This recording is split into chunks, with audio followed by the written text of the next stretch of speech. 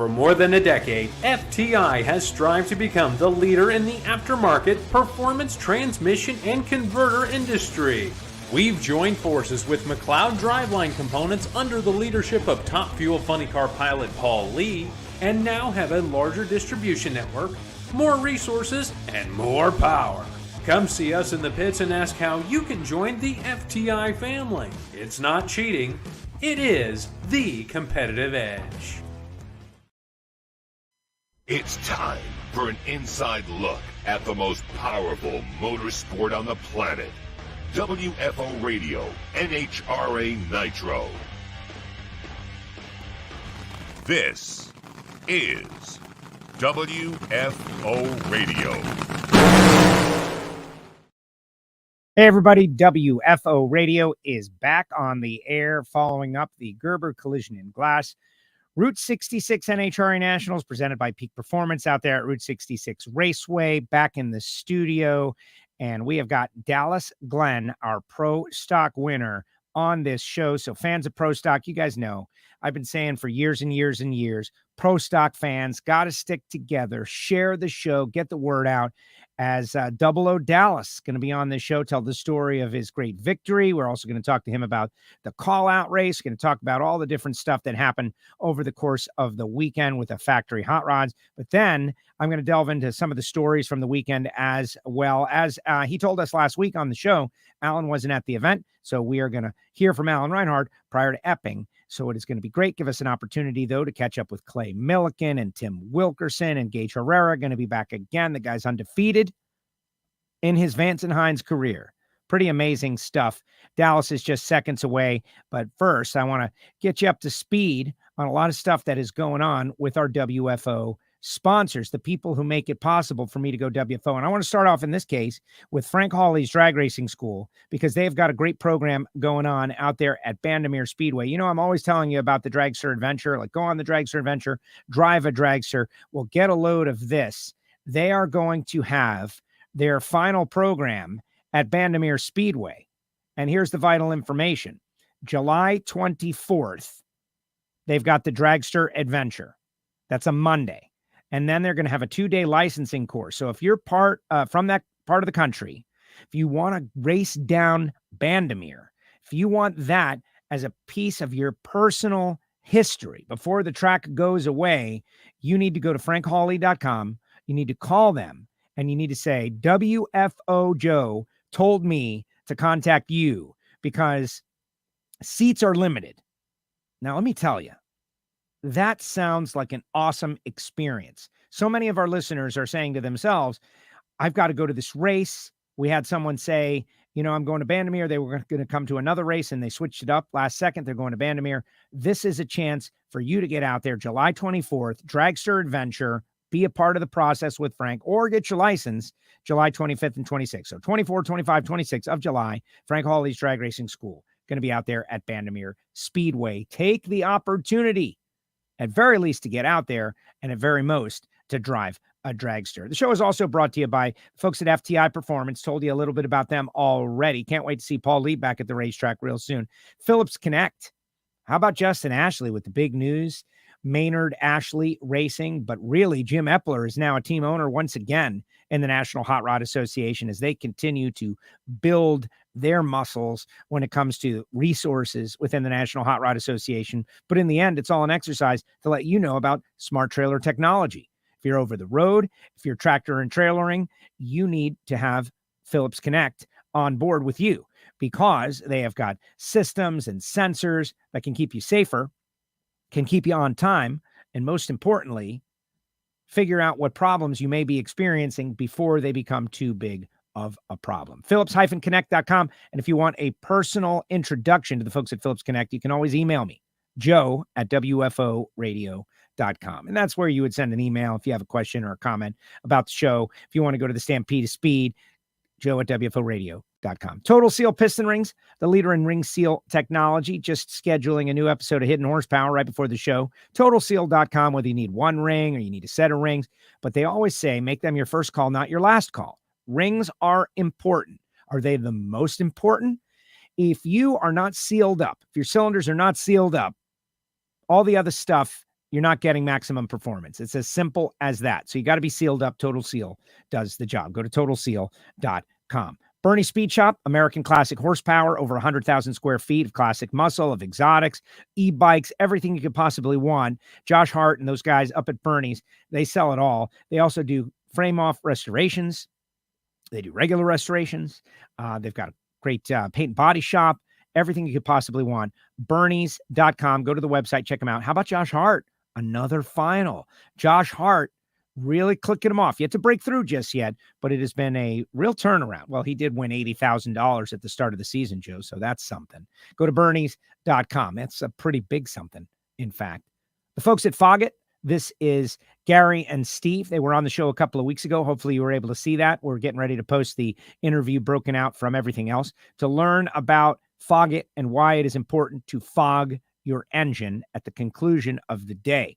I bet you everybody in Pro Stock does it. We should ask Dallas Glenn here in a minute. But Foggett.com is where to find out. You could definitely join their contingency program. Really appreciate the guys at Foggett, what they're doing, and they're just finding more and more uses for their products, especially on firearms. Everybody's into it on firearms as well. Later on in the show, we'll tell you about Marvin Rodak. Later on in the show, we'll tell you about Frank Hawley's drag racing school. And later on in the show, we'll tell you about how to become a Patreon. And of course, the folks at samtech.edu. But right now, we're going to go out to the guy who has won 3 races in Pro Stock. He's having a breakout year. Winner in Chi-Town. First time he's ever been there as a Pro Stock racer, Mr. Dallas Glenn. What's up, Dallas? How you doing, Joe? I'm great. Not as good as you, though. 3 wins, 6 races in, man. That's 50%. And the first segment of Pro Stock concludes because you guys are not going to Epping. So you get to take a little bit of a breath. Amazing. Did you think it would be like this when you started the season? No. I mean, I knew that they were working real hard in the engine shop, and we were working hard on the cars and everything. And when we went testing, and I felt like we were okay, and was excited to see what Gainesville came. And we went to Gainesville, and it took a few runs before I felt like we were kind of started showing our potential. And then we qualified pretty good there, and felt like I should have won that race but TJ came and put the hammer down and stopped that one. So, but no, we're having a really good year, and I want to keep this momentum going as long as I can. You can see the other teams they're slowly chipping away, and they're gaining. Everybody's making gains. It's just going to get tighter and tighter. I mean, the field was incredibly tight this weekend, and I felt like I definitely had some luck in my corner. Yeah, well, we'll get into the round by round on that. Before we do that, though, I want your take on Route 66 Raceway and the response. It's been pretty interesting to see the Twitter traffic, and there's 100 positive comments and 1 negative comment. I think it's natural nowadays to see what does the negative person have to say, right? Like what's their beef? And I saw a couple of people taking issue with most of us being overwhelmed by the response, and a couple of photographs of the areas behind the screens that were not full, but we filled every single seat of one whole half of one of the largest facilities in the history of drag racing on Earth. And then it was so full that they started opening up sections on the other side, and they opened up as many sections as they could that weren't obstructed view behind the screens. And they called it a win. We were way up over 2019. And yet there are some people who, they don't believe me when I say it because, at the end of the weekend, I work with the NHRA. What about you, Dallas? Give your take. What was the experience like out there with the Illinois race fans? Oh, I mean, I've always loved Chicago when I was going there working with Jason and Greg. I went there, I can't remember if it was back in 2010 or 2011 in the Jigs All-Stars where I lost to Bo Butner first round. But no, I mean, I love the facility. It's a great facility, and it's anytime you can fill any part of that stadium you've done something. It looked like there was a very large crowd, especially Saturday and Sunday. It was great turnout. It was great weather. The track prep was really great as well. And, I hope we put on a good show for all them. I would really like to return there. It seems like tracks are falling off left and right, so we need to keep every track that we can. No, I mean, I absolutely, I don't know exactly what the deal was with the track for how many tickets they were going to sell, or if it was planned to not have that section open before, or how they all planned that. But I think they had more than they were anticipating, which is always a good thing. I think we're on a good track for this season. You know, pretty much every race we've been to has been a packed house. Absolutely. So I can tell you, it was the plan to only open half of the stadium. Why? Because number one, that stadium is giant. It's giant. It was built in 1998 when NASCAR was exploding. It was overbuilt initially, and we did fill it a couple of times way back in the day, but then it kind of, dwindled off. Going back to the market, they calculated the numbers and they were going to call it a win to sell out half of one side. And the goal was to have a great visual image of a packed house for drag racing on that one side. That was enough. And the demand exceeded what they had originally planned on selling. And so they had to move some things around. That wasn't part of the plan. They could have just sent those people with their money away, and that would have been a really bad idea. And so they just started opening section after section. They moved the screens a little bit, and it was more than a success, which is amazing. And, I think a harbinger of things to come. Let's hope we get to go back. I'm not certain, and I am not privy to that stuff. But if the goal was to prove that the people in the market love drag racing, I think we proved it. I think we proved it pretty well. And that doesn't take into account all the people on the rail. There's so many people that like to watch from ground level along the fence. Oh yeah, no, it's usually whenever the stands are full, it's pretty much standing room only. Down there, they're usually packed all up against the fence, and that's a good thing to see. You never see the full extent of how many people are really there. So I mean, I don't know, like what does that place even hold? Isn't it something like 40,000 when it's fully, something like that? So to fill one side is still a tremendous amount of people. Absolutely. Okay, so I've heard numbers in and around 40,000 plus. I don't know the answer. What I do know is that an NFL stadium holds about 70,000, some more, some less. So here at Route 66 Raceway, you have pretty much maybe an eighth mile, just under, of nonstop grandstands on both sides. So that's got to be at least half of an NFL stadium. It's got to be close to it. And we filled half of that. So was there 20,000 plus people there? I can personally certify yes. And that's a great crowd for drag racing. And, someone's on there saying it was 9,000 people. Get out of here, man. You can say anything on the web these days. There's nobody there to call you out, unless Katie Butera is checking out your tweet, and then you're going to get called out. But bottom line, great race, great stuff. I want to finish big here. Look, Terry Sutton is out there. Congratulations to Dallas. You're on a roll. Fast Eddie wishing you congratulations. Jeff Shockey saying congratulations. Everybody saying congratulations on this big win. This was pretty huge. But I want to build up to the crescendo of your victory. So I want to start out with the call out, which didn't go well, but I think there's something that we can learn from it. You were the points leader. You called out Erica. I think that took great courage, and it caused one of the big storylines. But then you said you kind of got overamped up and went red. But isn't that what the call out is supposed to do? And I kind of want to explore your feelings about having to do that, having to call out another racer and personalize it more so than it has ever really been personalized. Yeah, absolutely. It definitely is a different aspect to it. There is a little bit of nervousness to it, no matter who you are. I think, when you're going up there and calling out your opponent, you're telling them basically, yeah, I think I can beat you, so I'm going to pick you. So it definitely adds this whole other layer to it. It's not like, yeah, I got to race you because that's just how the ladder fell and somebody, decided it for me. No, I'm saying I'm going to go and take on you because you're the one that I want to direct. Yeah. So it definitely adds a whole nother layer to it. And, for as far as going, I was just a little too amped up for that. And, I know that they've been gaining too. You can see that, she makes some very good runs here and there. And I know that they're going to find it soon. So you never know if that was going to be one of the runs where they're going to throw one down. And so I had to be prepared for everything and go up there with the guns loaded. And, the car was there.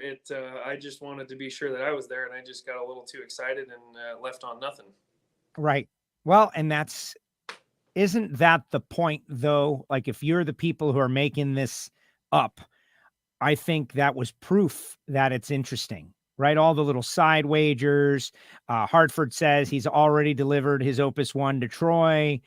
You guys, it was $2,500. That had to hurt a little bit. Like when she brought it up, Dallas, like I know everybody knows that Dallas is like just a hardworking crew guy who has worked his way into the driver's seat. You don't carry around $2,500 cash, I would imagine. No, I had to find some sponsorship help for that.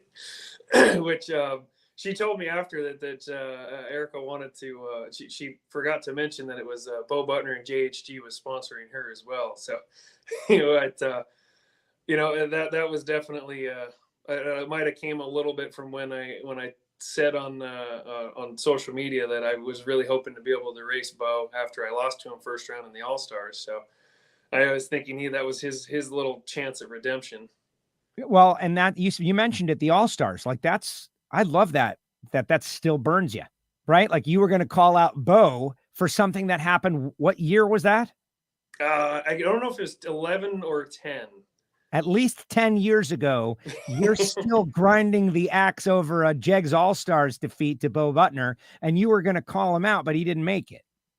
Yeah, well, I mean, and it was extremely tough to make it. I mean, you look at the cars that didn't make it. You got Greg Anderson, you've got Bo Butner in there. I mean, it's just hordes of great cars that are more capable of winning that didn't make it. That's how tough it was. Yeah, but you set low ET and as you exited, and that was kind of a harbinger of things to come on race day. And so let's talk a little bit on race day. Everybody talking a little bit about how many people were there and how packed it was. And all I would say to our audience out there in the WFO universe, everybody knows that this show is generally a positive show, right? Like most of the time we're talking about positive stuff, not negative stuff. And when we're talking about the negative stuff, it's as a way of trying to find the positive road, right? There's going to be a positive road. On this one, guys, feel empowered to push back against the negative people because they don't know what they're talking about on this issue. There's always negative people online. It's I don't know if I feel like the negative people are just more vocal. It's like anyone who is there's always going to be those negative people that always have their opinions that share them on social media. And, they'll always be there. And, in some ways that they should be there too, because, it also lets you show all of the opinions and all the sides. And then you get some good debates back and forth that are usually pretty entertaining as well. Yes, absolutely. Like when Katie Butera crushed this guy, applegirlart.com. But I want to give her love, man. I want to give her love. She made the trophies for our Grand Marshal and honorary starter, and she's not afraid to push back. Okay, so you ended up number one qualifier. That track record being swapped around, like everyone was passing around the track record, but I think 51-0 is what did the job. And that's a pretty good run. How did you guys find the track after several years of non-use? I think they just went back to some of their old notes and then went and looked, and, they've got such great capabilities up there looking at it and so much experience that I think they just kind of knew what to do and went up there with their best game plan and then made adjustments as it went. It started off a little bit green down track, but the more cars that were on it and the more runs and the more time they had to prep it, the just better it got down track. And I had no issues down track. When the sun came out and it got hot and a little bit of greasy on it on Sunday, it was a little bit tricky for some teams. And I almost had to abort that second round run. And but I feel like the track was great. It was awesome. I had no complaints about it. Definitely, it was a little tricky to navigate, but I got some of the best crew chiefs in the game, and they were able to work their way around. All right, so let's do round by round. First round, Chris McGahey. Chris was qualified 16th. They're finding their way, right? Like that's one of those teams that kind of got lost last year, but they're finding their way back and maybe light at the end of the tunnel. He's 34, you're 22. You're 53.7 at 210. That's a good run first round to advance. And I feel like that was the best conditions of the day. As it heated up on Sunday, it was kind of hot, kind of uncomfortable midday. Yeah, no, first round, we were just kind of going up there. We just wanted to put a nice, good, solid lap down and and hoped that it was good enough to be third or fourth pair for second round. And just wanted to go up there and just make a nice clean run and try to just not make any mistakes. And Chris, he heard me kind of come up on the RPM a little bit when I staged. And so when he tried timing it, and he did it absolutely perfect, where he timed where we both went into stage. I don't think I've ever seen two cars go into stage at the exact same time like that. Like it was like both of them were tied together. And it kind of made my eyes go big for a second. And when I realized what was going on, I had to get my foot down real quick.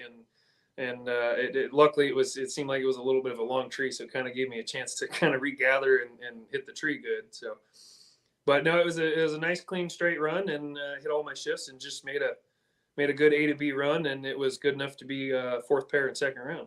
Expand on that. And because, okay, there's gamesmanship right there from what I feel like. Chris, savvy racer. I feel like he's well liked by most in the pit area, but he's enough. Hartford says it all the time. Like, what do you want me to do? Just go up there and lose? No, man, I'm going to try to make a move of some sort.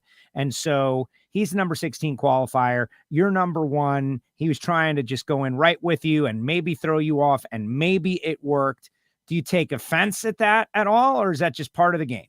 Oh, no, I don't take offense to any of that at all. It's, I could kind of feel the same way. If I'm not just going to go up there and hope that your engine blows up or something, because you never want that to happen to somebody else. But sometimes when you're down a little bit and you're still struggling to find all the ET in it, if you could go up there and just try to time it just to throw them off, or double bulb or hang them out a little bit, just to kind of throw off the routine just a little bit, to maybe you can sneak in just a little edge and get a lucky round and sneak around. But just the fact that he was able to time it, he told me at the top end, he's like, I heard your RPM come up, and he was like, oh, well, let me see if I can time this right. The fact that he actually got it right is more impressive. I think that is extremely difficult to do. Yeah, Chris he's an experienced racer coming up through comp, not afraid, a deep thinker about it. They just got to get out of the wilderness, and I think they will. Bent Blomberg, top sportsman racer, congratulations on the win, Dallas. Bill saying congratulations to everybody out there on the win. Hope we're back regularly. I think I hope we will. I hope there will be an announcement by the NHRA or Route 66 Raceway at some point, so that everybody can start planning ahead. We were unable to do like renewals and all that stuff, which is, people can get their tickets anyway. All right, second round, Craig Anderson, the guy, right? GA. He's 55, you're 57, but you're 23 and he's 60. That has to annoy him greatly, but it's good for you. And he's part of your win regardless, because he's the team owner. But tell me about preparing to run, the greatest of all time.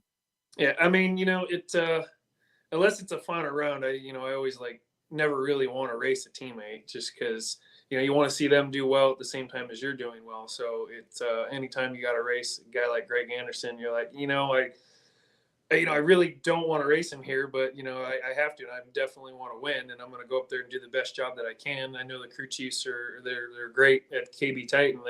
They're going to make both cars do the absolute best run that they can, and let drivers figure it out and let the cars figure it out. So, I was never worried about that or anything. So, I go up there, I've got lane choice. They put me in what they feel is the better lane. And, Craig's been struggling, but he can find it, here or there. He's kind of in the same boat as the other camp.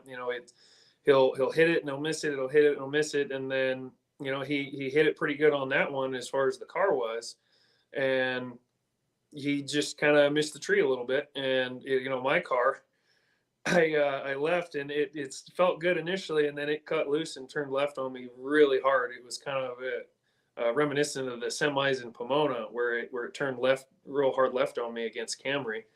And I just I think I pulled low gear early and had the wheel turn to the right, and was just hoping that it would stick when I tried making the turn. And it did. They did a great job of prepping out there all the way by the wall.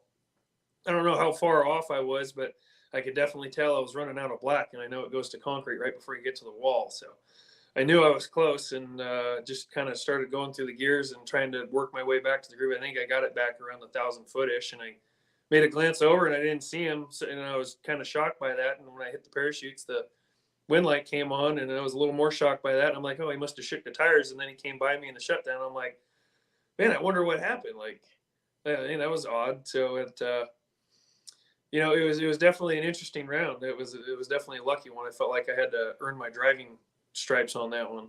That's great. No, it's not supposed to be easy. I wish they had some great in-car cameras this weekend, and the fans that don't understand it and think the cars just go straight every single time, you're in there wrestling that thing. Certainly. Let's take a little break from eliminations because Derek has got a question about exactly that. Like, do you guys have a track specialist of your own? Do you partner with someone? How does that work for you guys at KB Titan? We do. We are partnered with a track specialist out there, as well as our own guys have their a lot of experience themselves. But the track specialist guy that we partner with, he's partners with a lot of teams. And what's nice about that is he's out there a lot more often than we can be. We're back at the pit working on the car, trying to make setup changes, looking at the computer, looking at the data. He's up there looking and keeping track of what's going on with track conditions. He'll tell us if a car oiled down or if they had to do an extra scrape of the track and take rubber off, or, when they sprayed and how much. And he's got his own ways of measuring different, grip meters, and he'll go out, he'll great job of relaying that information to us, and we'll try to make necessary calls back at the pit. And the track changes so often that it's not uncommon to see a bunch of guys jump on a car right before they go into the burnout box and start making some last minute changes. I think right before the final, when they had that little mishap with the car that leaked on the starting line, is all of a sudden there's three guys in my car. One's moving weight, one's adjusting the clutch, the other one's in the computer, the other one, somebody's just in tires here, and it's just a whole team effort. And you really can't do it without a track guy as well. That's awesome. No, I think that's great. Like, the team jumps on. Bill wants to know, he says, Pro Stock engines seem like they run forever these days. How often do teams have, catastrophic failures? Like, the answer is as infrequently as is possible, but it's different these days. Like, the parts and pieces, the 10.5 rev limiter, like, the parts are better than ever before, and you're limited at 10.5 specifically for that purpose, right? Like, we don't want to cost people a bunch of money, but what is the life cycle on one of these engines if something goes normal? Well, I mean, if everything's normal, you can get a lot of runs out of them. It's most of the time that we have issues with them, it's not something that's obviously apparent on the track. Even though Camry won first round of the All-Star race, she had a problem with her engine. We had to put a new engine in before second round, which was kind of a quick turnaround. So even though you had no indication of it, the fans had zero indication of it on track, we still had to swing an engine into that one.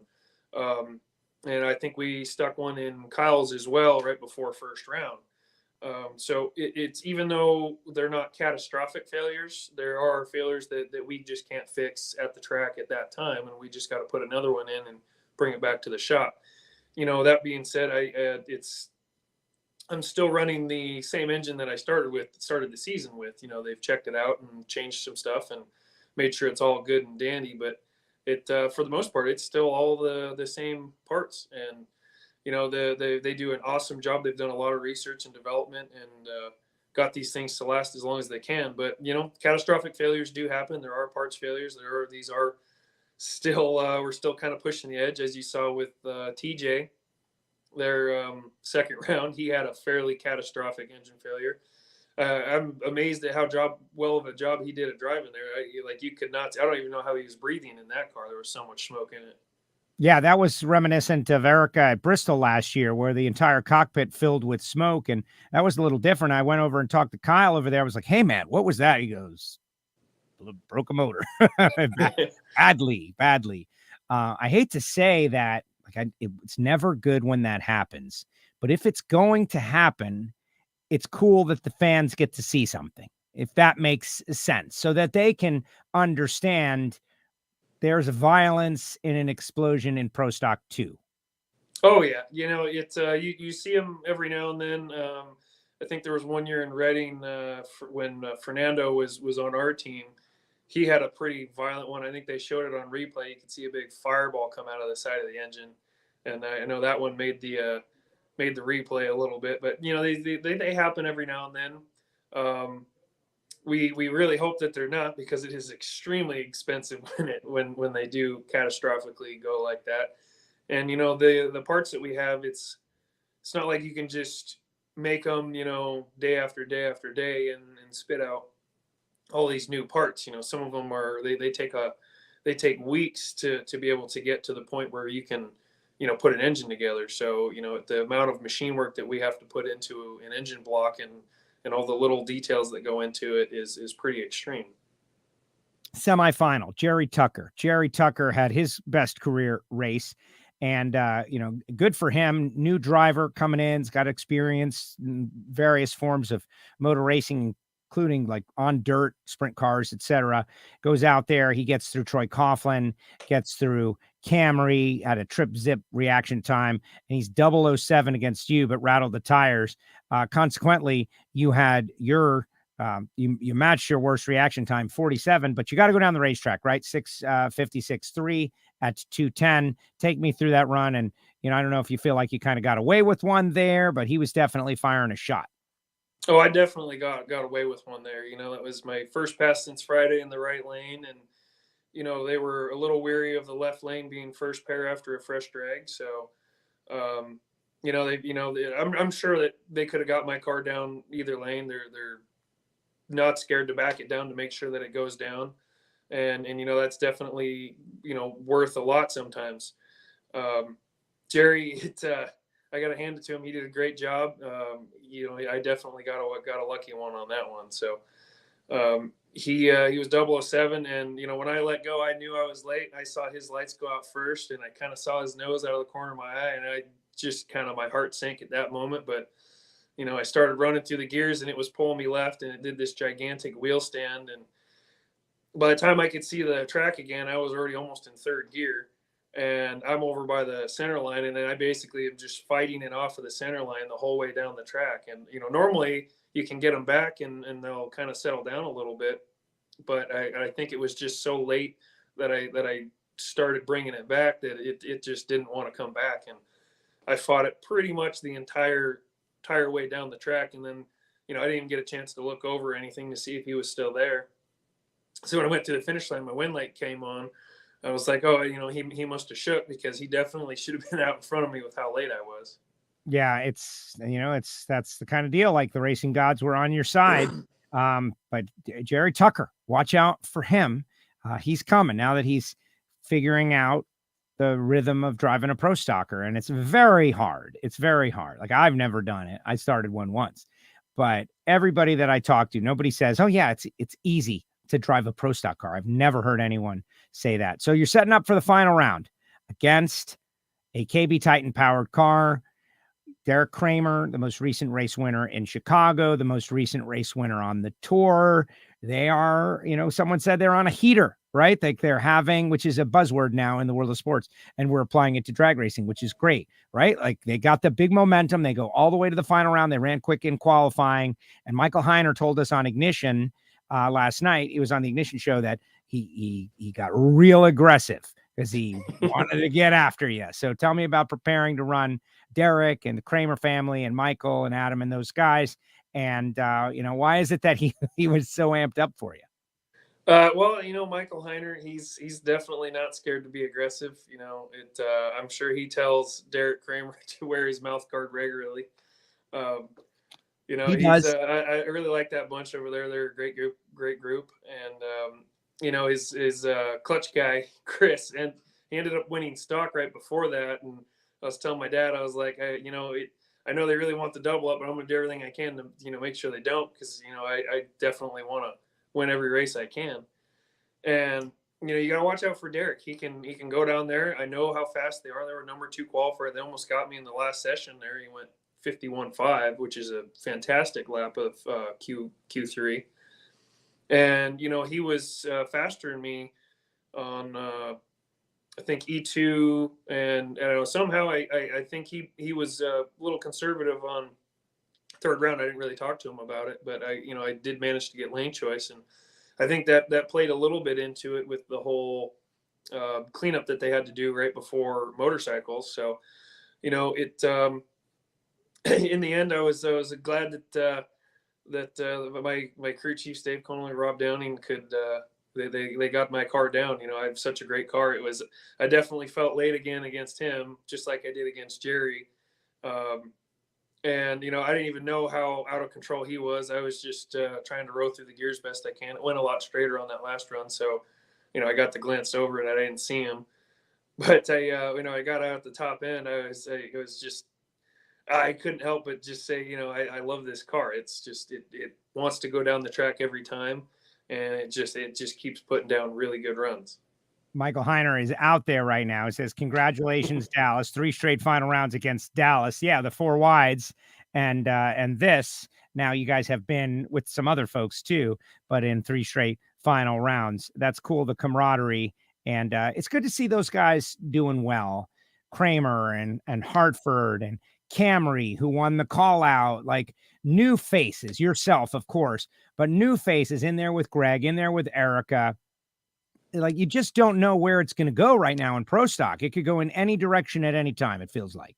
Yeah, I think it's going to get even more chaotic here, because you can definitely see the people who were struggling a little bit in the beginning or have been chipping away at it, and stuff's just going to get tighter and tighter and tighter. I mean, it was like the first, what was it? I don't know, first top 3 or 4 cars all went 51 this weekend. So, it's just going to get even more brutal as the season goes.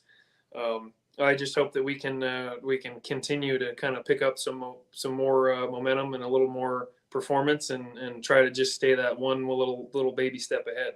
Yeah, you're the points leader by 168 over Hartford, by 175 over Kramer. I talked to Erica. I sat on the starting line, and like, she's having a season of whoa.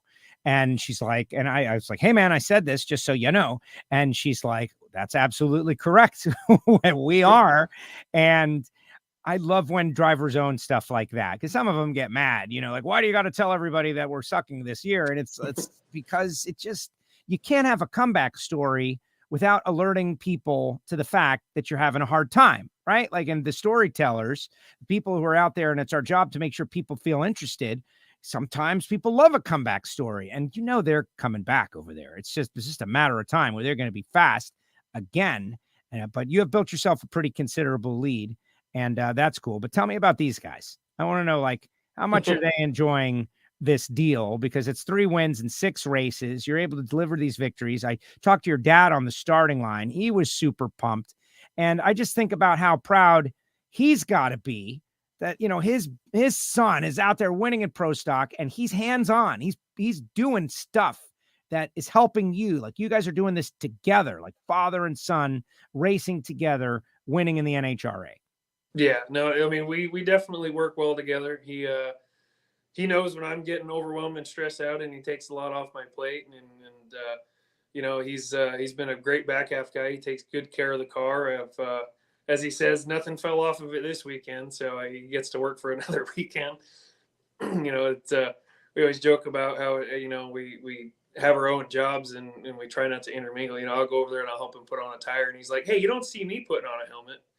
So we have a lot of fun in the pit, and we're definitely having a good time. I know he's having a good time.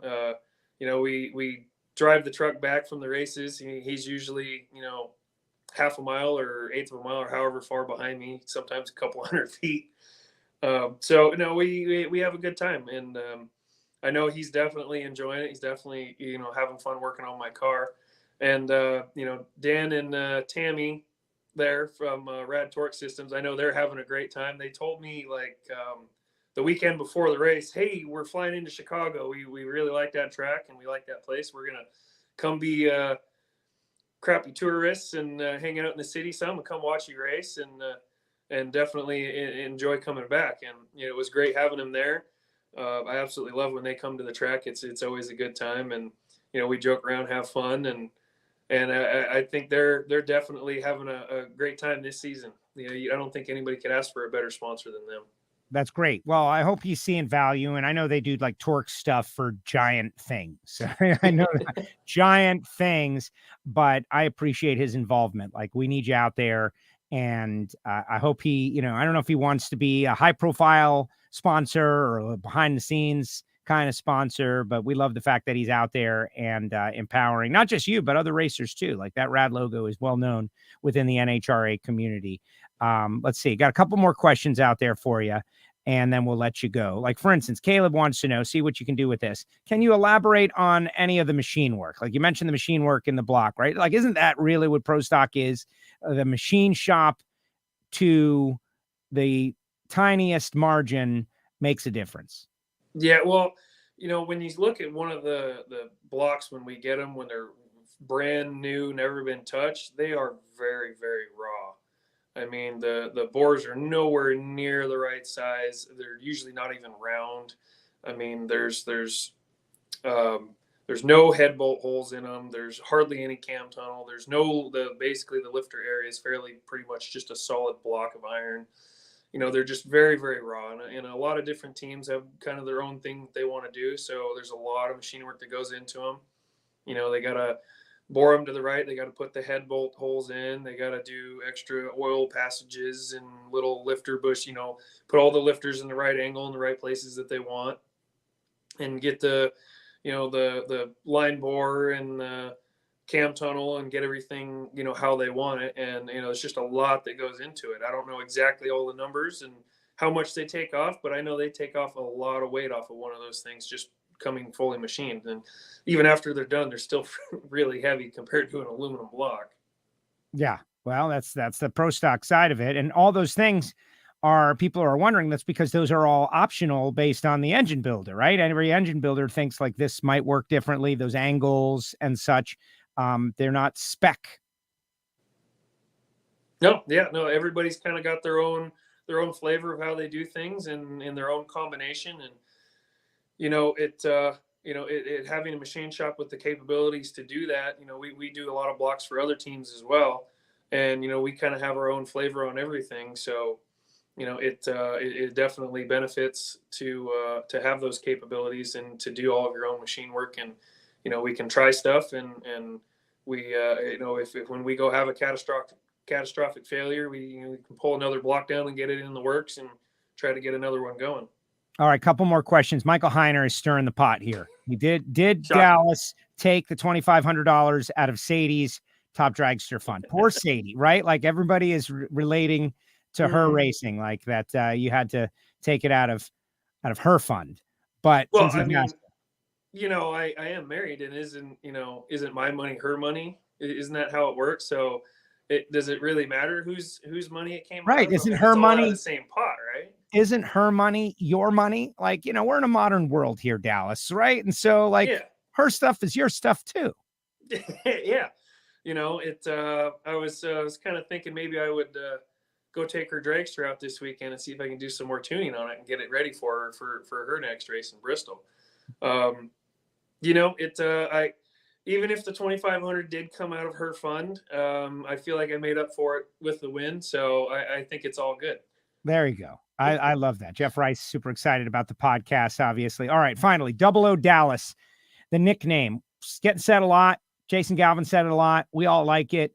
And it took a bit of a swing here this weekend in that 00 Dallas refers to your reaction times.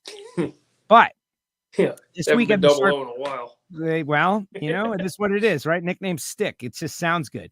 But now it's kind of going the 007 James Bond route, like you're a mysterious type spy. And they were playing the James Bond theme when you were coming out and different stuff. And are you a James Bond fan? And what do you think about the secret agent angle to 00 Dallas? I mean, I'm not against it. I wasn't the one that picked the James Bond theme, but I think it's I am a fan of Bond movies. They're great movies. I've always enjoyed watching those, and no, I'm not against it at all. What everybody chooses to call me is I'm always good with it, no matter what it is. There you go. Well, now that all the Photoshoppers, right? They're going to Photoshop your head on all of the James Bond movie covers, I imagine, right? And I'm not really imagining it. I'm secretly trying to manipulate everybody into doing it by saying it on the show. Don't give him too many ideas, Joe. Think of all the different James Bond covers that Dallas Glenn's mug could be on, and how much fun we could have with a little 00 Dallas in View to a Kill, 00 Dallas, and Goldfinger. We'll see if they do it though, right? Which I know somebody will. Final thought, Dallas. What do you got to say to the fans out there before we move forward? You guys are taking Epping off. We'll be back in Bristol, right? You're back in Bristol. Yep, back in Bristol. It's a lot closer to home. It's only a few hours down the road from our shop. So, as all races that are really close to us, I'm sure we'll be the last ones to show up. And we'll probably go testing the day before or something. So, no, as far as the fans, keep supporting us. We can't do it without you guys. Definitely support all the companies that support us and show them why it benefits to support us. Keep coming out to the races. We absolutely love seeing the big crowds, and come talk to us at the ropes. I love talking to fans and showing them the car. I had several different fans come and sit in my car over, when we were waiting at some of the races this year. And, I absolutely love doing that, seeing all the kids come out and enjoy the racing. And, we can't do it without them. We love seeing them. Well, I imagine you see those yourself and those kids, because that was you. Mm-hmm. Yeah, I would have died to sit in a Pro Stock car back when I was 5-6 years old. Who was the first Pro Stock car that you actually got to sit in? Oof. I don't really know, to be honest with you. I probably ended up sitting because I know the Drzeich family, and I know Nick Drzeich tried running a couple races back in when Warren Johnson was crushing everybody. So I probably ended up sitting in his car once or twice. If I had to bet. But as far as other than that, it probably was going to be Jason's car, if I'm honest. Wow. As an adult, right? Not as a little kid. So you're getting him a start. Heiner's going to text both the 007 photos. Oh, yeah. I guarantee you Michael's on it. He's probably got several made up already. That's it. All of the different. We'll do a little contest on the show before the next time you're on. We got a couple of weeks, right? And when you win your way back on, I'm sure that's going to happen.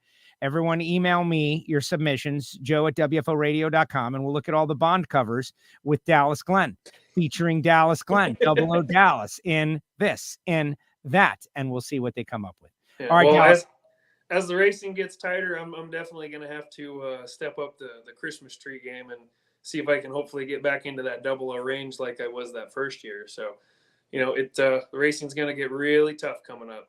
Yeah, and I love it. I can't wait. I'm super excited. I know some people leave the grandstands. They've been sitting up there for 2 hours watching nitro cars.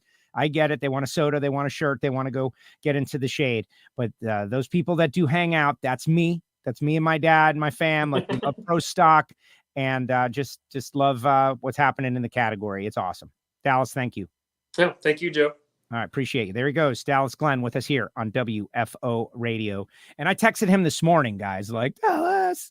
And he was like, yeah, I'll come on the show. No big deal. He hangs out with us for 45 minutes. Awesome stuff. Really appreciate Dallas Glenn. 00 Dallas in. And then, you insert your Bond movie here.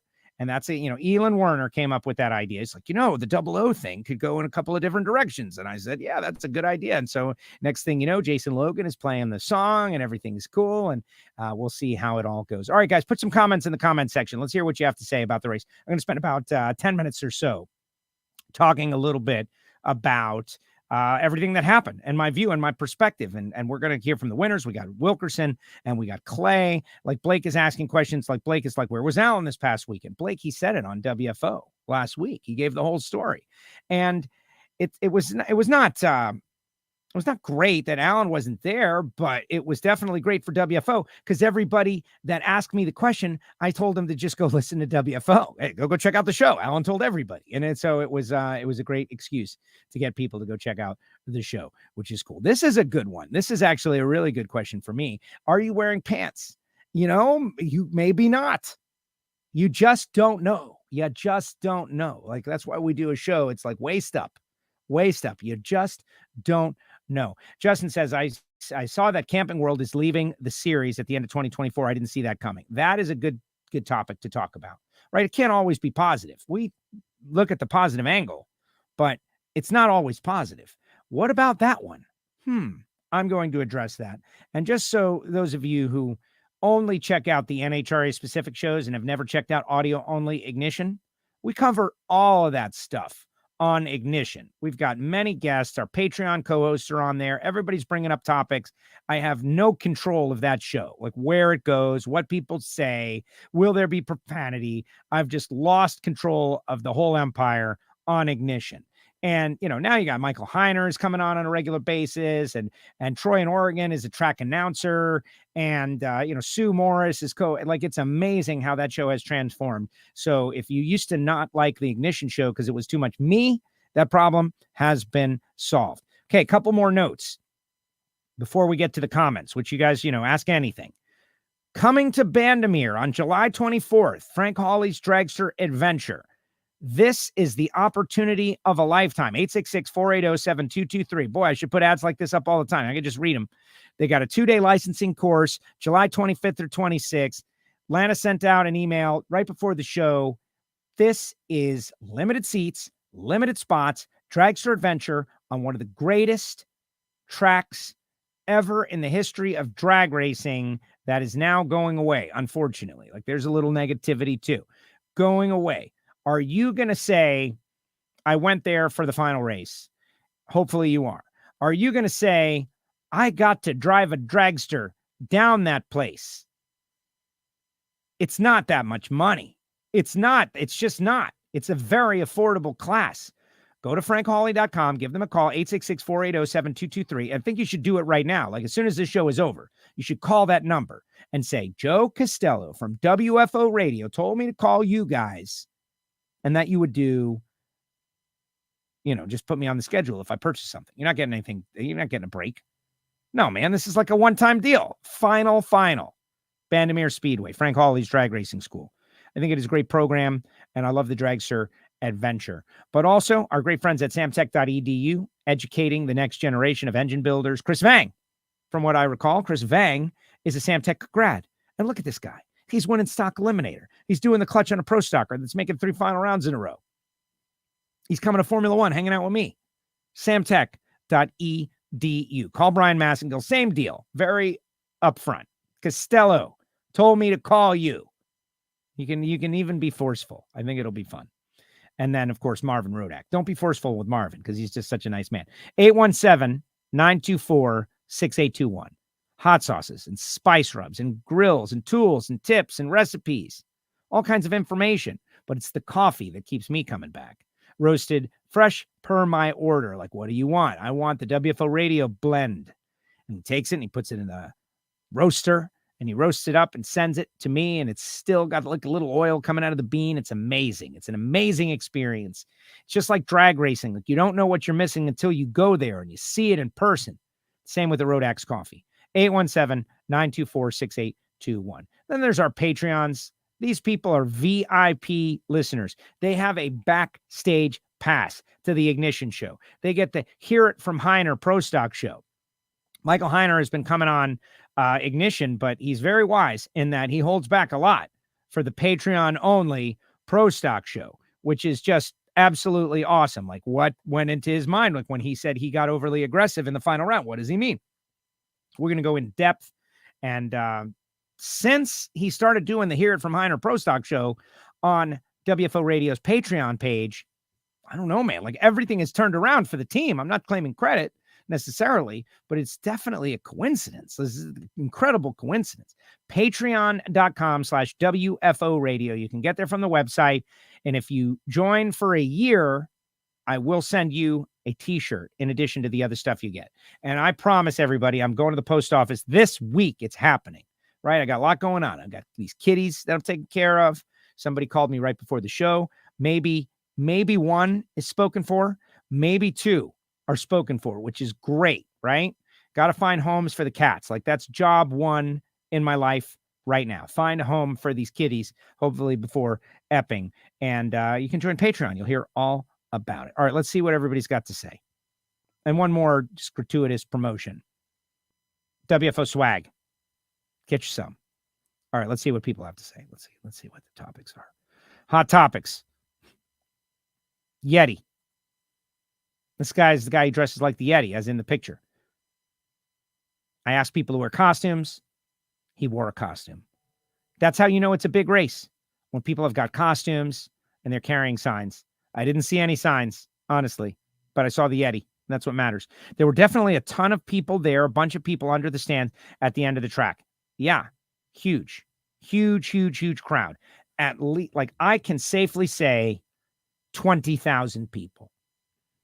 I didn't count them, but I think that is a underestimation, like a safe underestimation, in case somebody went there and actually did try to count them. We'll see. Let's see. Pro Stock, great class. Okay, Camping World leaving. This is one of those deals where, are you going to be upset that it's over? Or are you going to be happy that it happened? Please remember the circumstances by which the relationship between the National Hot Rod Association and Camping World occurred. The nation was in a worldwide pandemic. The world was shut down to prevent mass death. The emergency rooms were filling up and at near capacity. And in that crisis moment, when people were worried about like what we didn't know, now we know different things at the time, and hindsight is 2020, right? You could look back and be like, wow, but we didn't know all that at that time. We just knew that we had to do some things and that businesses were closing down to try to stop the spread of the virus and kill the virus before it got out there. In that moment, the long-time relationship between Coca-Cola and Mellow Yellow and the NHRA ended abruptly. In that moment, Marcus Lemonis of Camping World reached out to the NHRA on Twitter and became the title sponsor. And they're going to continue to the end of their contract at the end of 2024. So, you could choose to look at that like, oh, they're leaving, it's terrible. Or you could choose to look at it like it's thank goodness an angel from the internet came down and provided stability to the sport we all love during our most critical time. And that's how I'm choosing to look at it. I'm choosing to look at it in the most positive of ways. RV sales right now. Everybody that wanted an RV bought an RV. Everybody. There are a lot of people that didn't want RVs that bought RVs. I guess it's time to get an RV. They all bought the RVs, and now everybody's got one. So RV sales are down. They're honoring the deal to the end of 2024, as I understand it. And the National Hot Rod Association, with all these sold out crowds and big crowds and television ratings, and the best things have been in a long time, is on the open market. What will happen? Who will come along? What relationship is the best relationship for the sport, for the racers, for the contract employees? We're going to see. We're going to go through the process. All the while, I hope to honor Camping World for what they did. Imagine if they didn't show up. People don't, and you get a little personal philosophy here, like people don't ever think of the alternative worst case scenario. They just don't. Like, what was the alternative? Like, how could things have been worse? No. What it is always the worst that it can be. No. If Camping World doesn't come out of the sky off the internet to become our title sponsor and put together a relationship that lasts this much time, through 2024, who does? Maybe in the alternative worst case scenario that nobody thinks about, maybe nobody does. And where would we be then? See, again, it's all how you want to look at it. And you got a lot of people that make the choice every day to look at the most negative side of it. Like, yep, no, it's terrible. It is definitely a bummer, but we can determine how much of a bummer this is by the result of the new sponsorship search. And if the new sponsor has got the ability to push the sport out there to people that have never seen it, if the new sponsor is something that's maybe a non-endemic that will expose drag racing to a lot of new people and get them out to the track? We just don't know. So what do we know? We know that Mission Foods has come on in a big way, and they're loving the response they're getting. And the folks at Gerber Collision and Glass and Peak and Skag and all these people are getting involved with the National Hot Rod Association, and their hot take initial results are not just positive, but really positive. So I feel like that's what's going to happen. I feel like we're going to find a really good title sponsor that's going to inject money into the sport and give us the ability to promote them in a big way. And the final thought is, what can you have confidence in? Drag racing fans. You can have confidence in drag racing fans because drag racing fans have always and continue to support the companies that support the sport and also have to. So, you got 100 drag racing fans and 70 of them are like me, positive, appreciative, thankful, go-getters, ready to be positive about it. 10 of them are like the guy who said that there was only 9,000 people at Route 66 Raceway, which is just misinformed and false and incorrect. And that's why Katie Butera had to check him on Twitter. Check him, which is great. And then the others are in the middle, making the choice. Like what's true? What's true? I'm telling you what I think is true, which is let's let the people who are the pros of that kind of deal do their thing, and let's showcase the sport. And I think it's going to end up being better off. And to me, Camping World, zero negative, only positive about their time supporting NHRA drag racing, which is cool. Had to say, sorry to say that I missed the final rounds. Had to go help a friend. Couldn't hear. Congratulations to the winners. That's great stuff. Super fun show. Drag racing. Great to see Chicago with tons of fans. Got to save these racetracks. Come on, in and out for the next NHRA sponsorship. Yeah, see, I don't think that one fits, Jeff. Sorry. I love it. They're already in. But yeah, there's another one that dived into the sport. There's another one, Jeff, that dived into the sport. They're not a national brand. It's not a national brand. You need a national brand. You need a brand that is sea to shining sea, north to south, east to west. You need a national brand. If I could choose anyone, I would choose a technology brand. I would choose someone that is connected to technology and these mobile devices.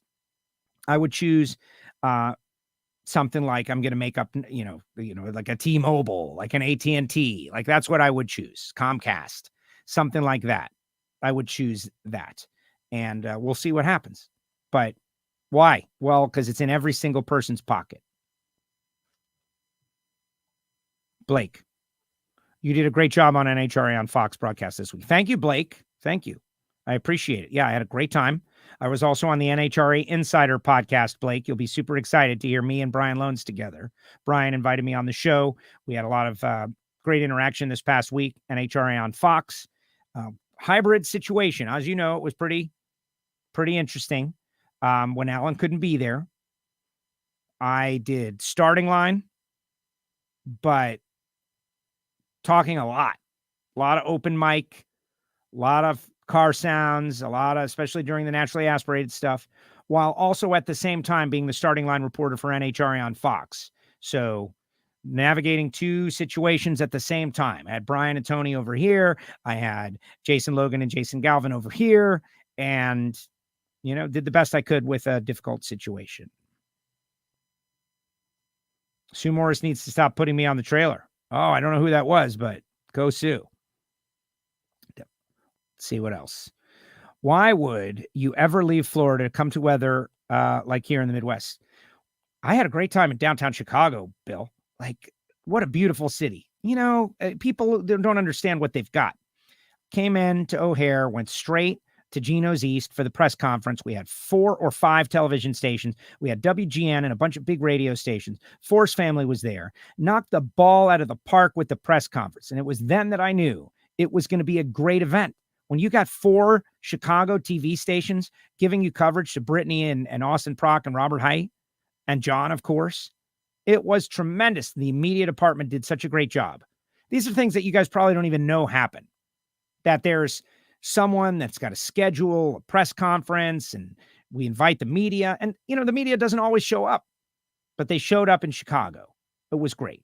And then afterwards, I got to check out one of those super Starbucks reserve places and walked around and just did my own version of Ferris Bueller's Day Off. What a beautiful city you've got there. Like anyone who craps on Chicago, the second city, there's a lot of people that crap on big cities at all, period. I always think of like city mouse, country mouse. It's not negative just because you don't understand it. It was beautiful. What a beautiful city. Oh my goodness. Let's see. Where's the Clay Show? Richard wants to know where the Clay Show. Where is it, Joe? Where is it? It is Tuesday at 2:00. You've had 8 hours to produce this thing. What the heck? We'll be interviewing Clay as soon as is possible. I spoke with Clay. I spoke with Jimmo. I got a great on-location interview with Jimmo. That's why, Richard, subscribe, click the bell, download the app. You'll never miss a show. You could just go in there and find everyone you want. Okay? You don't have to just wait. It'll be there. Like the morning paper. You can just rely on it. How is Clay not sponsored by a coffee? Yeah, that's a good point. Clay's car still runs, even they lose one or two mags. Old boy is amped. Yeah, no, everybody loves Clay. Clay is a beloved character in the National Hot Rod Association, and that was a very important win. Very important win for Clay Millican and Jim Oberhofer and Rick Ware. So many angles to why that was a huge win. Josh Hart made the final round as well. I'm not against seeing the top qualifiers get ousted. The real story, I think, TJ Zizzo. First race back, Zizzo gets to the semifinals. He's got a shot at the Mission Foods Too Fast, Too Tasty Challenge in Epping, but they're not going. And Jacob McNeil getting his first round win in the National Hot Rod Association, but they're not going either. And so we think it's going to go to Leah, the quickest of the round two losers, to go into the Mission Foods Too Fast, Too Tasty Challenge to illustrate how the rules work. She'll be there. But so many great stories. Yeah, Jeff Rice. Or that, right? Spend the next 18 months showing up. Camping World would re-up. It's going to be a near sellout or sellout in Epping. That track is a small track. It only holds X amount. So I would plan on being there. Pro Mod's going to be there. Don't be mad it's coming to an end. Just be happy they stepped up to rescue the NHRA. I think that's a fair assessment. I refuse to believe this is a dying sport and I'm only a spectator. Well, first of all, only a spectator. I don't like that positioning, Stephen. You're a fan. And everybody, like these racers, come on, you heard Dallas. They love the fans. And every fan could be a drag racer in the right circumstance. So don't sell yourself short. And it's not a dying sport. The Preakness was Saturday. Horse racing is very popular. They've got the Triple Crown, but it's going on all over the place. Horses were phased out as a big portion of our working economy. What is it, 100 years now?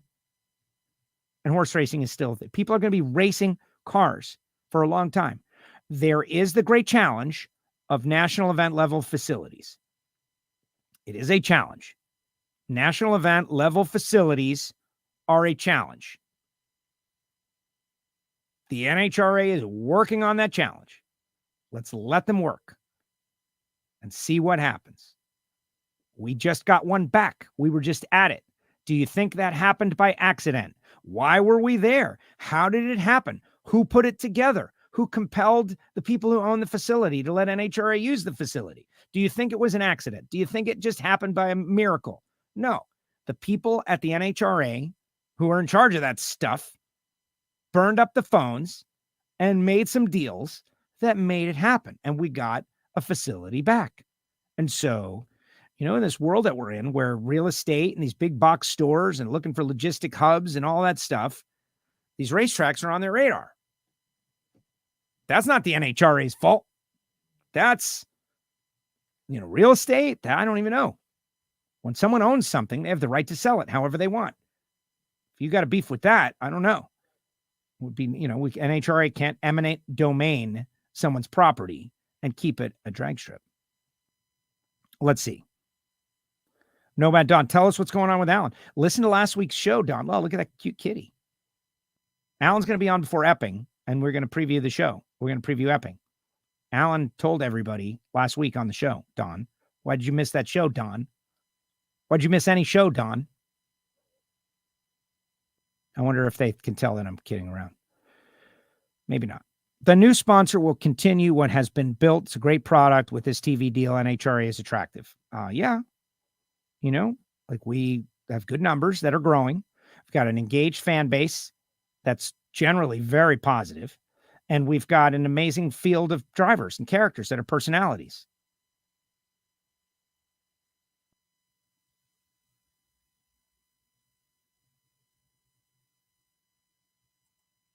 Ask anything. I get it. You're very funny. What is the airspeed velocity of an unloaded swallow? Right. I get you. Blake, I wish I could sponsor the NHRA. Go put together some investors, Blake. Better leaving than never was as a supporter. That's cool. Blake's excited to hear me on the NHRA Insider this week. Great seeing Clay and Tim Wilkerson. That was a big one. I got to interview Wilk right before the final round of NHRA on Fox. And, the memories were thick. But for this one, in front of 500 SCAG employees who were all rocked out in Wilkerson and Schumacher gear, for Wilk to go out there and get that win. I know Caps, the shoot went out, and Caps was, I don't want to say cruising to victory, but he was in the lead, and the parachute came out. What is that? That is the racing gods intervening. I always talk about the racing gods. I know some people don't like it, but they're something, and that's what I call them. Why does something happen? You just don't know. Some people think it's like actual God, and my personal actual God's got actual real important stuff going on in his life. I don't think he's intervening in NHRA drag racing. This is my personal belief. You don't have to take that. You don't have to believe what I think, but I think he's thinking about other stuff, important stuff, other things.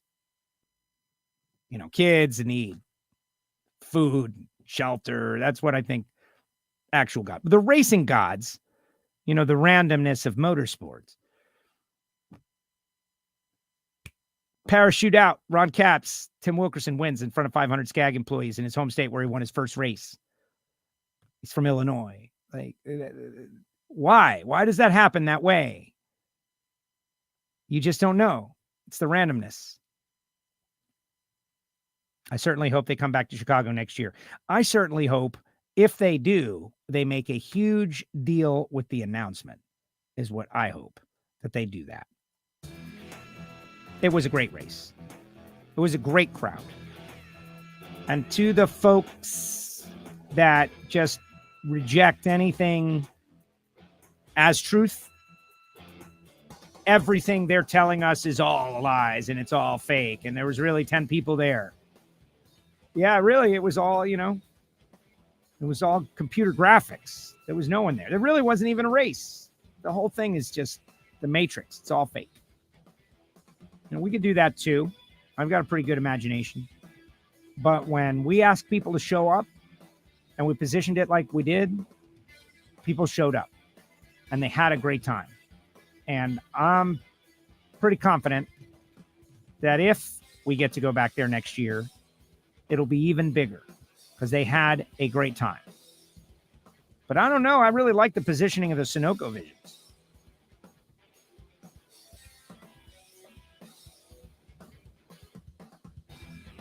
I meant to ask when Dallas Glenn was on, how much is a gallon of Pro Stock fuel? It's a good question. I think it's like $18, $20. I don't know. We can find that out though. That's an easy one. Remember, guys, get your WFO swag, hit the store, find it on the website. It goes on sale on a regular basis. Some news happening in Project Pontiac land. The block has arrived at Gary Stinnett Racing Engines. So we are moving forward. I'm putting the touches up on the first edition of the story that will get everybody up to speed as an old bracket car gets converted into an NHRA Super Street car to show everybody out there that you can do it too. And hopefully you'll be out there. Don't forget to Hear It From Reinhart Pro Stock show, part of your Patreon benefits. And remember, Frank Hawley out there at Bandamere. All right, guys, we're going to be on later on in the week. I don't know who, I don't know when. Just subscribe, click the bell, never miss a show, and you won't have to worry about missing one. Thanks to everyone. Thanks to Dallas, WFO.